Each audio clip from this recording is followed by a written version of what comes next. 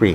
Thanks to Star Trek, The Next Generation, young people today are very aware of what a hologram or holograph is.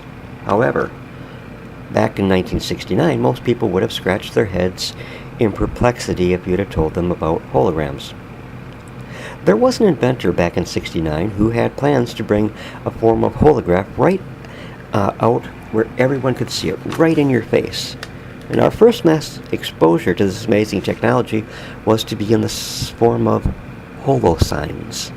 Now consider this. You're driving in the middle lane of a busy turnpike when a bright yellow sign with bold black letters pops into view just ahead, just as if by magic. And it might say, Exit 22, right lane, through traffic, keep left. A minute or so later, another sign might appear directly ahead in the right lane, which reads Exit 22, 1.5 miles, and so on and so on. Eric H. Arkender, with an illustrator, prepared a most awesome article on the new technology of holo signs. And according to the August 1969 piece, and I quote, it will be months before you get holo signs like these on the turnpike, but right now, the first of these revolutionary traffic signs are being installed and tested at dangerous road junctions in Massachusetts and California, end quote.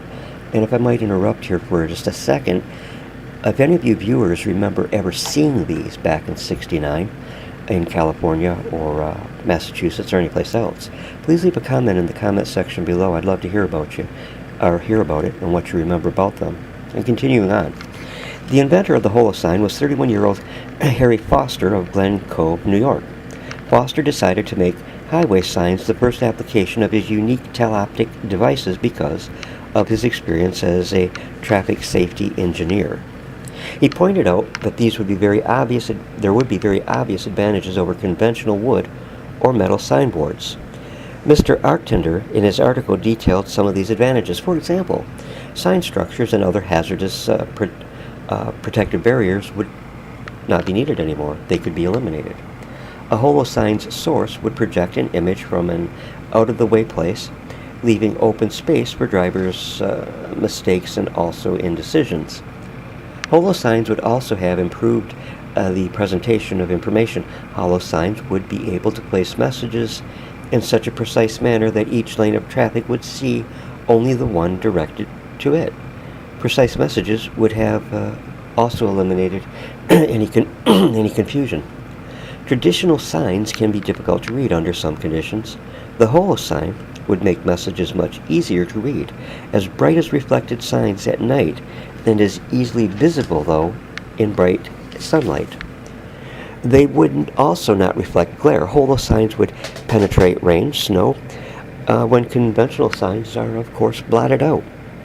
The technology would also have allowed sign placement in places previously not possible. For example, tunnels had proven to be a notoriously difficult area for sign placement.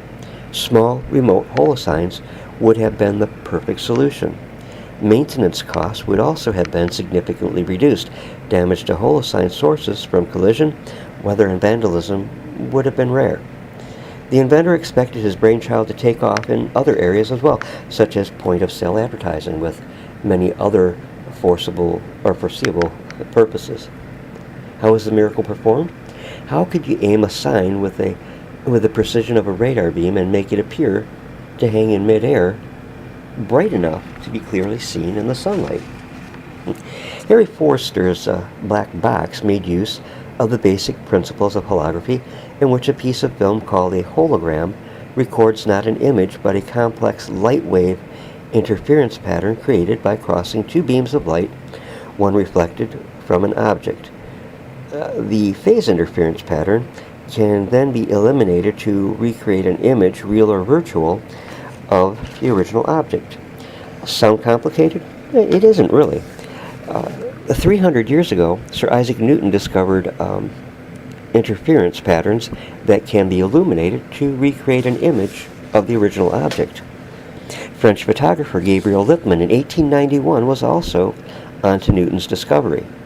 Forster began work on the holosigns in 1965, and what makes them truly unique is that they're with ordinary light instead of the coherent light from a laser beam, so to speak. This made Forster's device relatively inexpensive, selling anywhere between $50,000 to $250,000, depending on the special engineering required. Wow, that's a big span of price. Inventor Forster commented, and I quote, "Holo signs can be described in terms of holography, but we have modified the process, and we are not doing it exactly as holography," end quote. He preferred not to talk about what was inside the box, except to say that it could use an incandescent light bulb or an arc lamp or some other conventional source of light. And it also contained an aperture plate that others would call a phase hologram. Mr. Forster was very enthusiastic about his creation, and I'd like to again quote him, "We're working in a never-never land because people have not been here before. The whole world of optics is just opening up, the way radio opened up back in the day. It's hard to avoid the feeling that fantastic advances are ahead in the visual field, and that's how most people get their information, through their eyes," end quote. I've searched the internet and cannot find anything mentioned about this particular holo technology, but unfortunately it didn't catch on. It would have been pretty cool, kind of Back to the Future-ish. Too bad, as it, like I said, it would have been pretty cool. Well, again, if you have any memories of this technology, please leave them in the comment section below. Thanks for stopping by and taking a listen, and God bless, and have a great evening.